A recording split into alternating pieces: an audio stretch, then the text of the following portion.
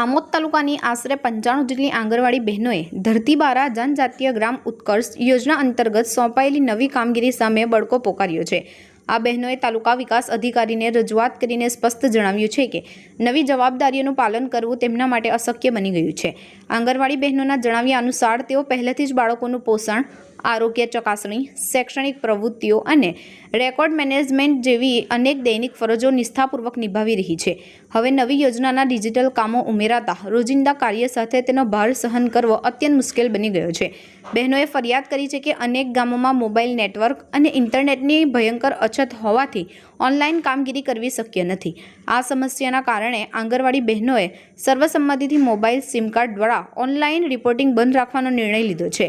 આંગણવાડી બહેનોએ સરકારને ગંભીર ચેતવણી આપતા જણાવ્યું છે કે જો તેમની આ મુશ્કેલીઓને ગંભીરતાથી લેવામાં નહીં આવે અને ઉકેલ નહીં લાવવામાં આવે તો આગામી 10 ડિસેમ્બર 2025ના રોજ અમદાવાદ શહેરમાં એક મોટું આંદોલન છેડવામાં આવશે। આ આંદોલનના ભાગરૂપે આશરે 1.5 લાખ આંગણવાડી બહેનોની ભવ્ય રેલી આયોજીને મુખ્યમંત્રીને સીધી રજૂઆત કરવામાં આવશે।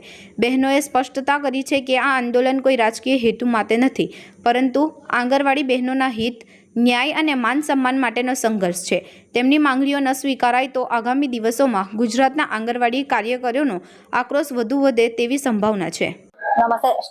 અમે ભરૂચ જિલ્લાના આમોદ તાલુકાના કાર્યકર બહેનો બધી અમે ઓનલાઈન કામગીરી અમે પોતાના પર્સનલ ફોનમાં કરીશું નહીં અને અમે ભારતીય મજદૂર સંઘ દ્વારા અમે અમારા આઈસીડીએસ ઓફિસમાં સીડીપીઓ મેડમને આજે અમે બધા સિમ કાર્ડ જમા કરાવવા આવ્યા છે। જ્યાં સુધી અમારી માંગણી પૂરી નહીં થાય ત્યાં સુધી અમે કોઈ પણ કામગીરી કરીશું નહીં।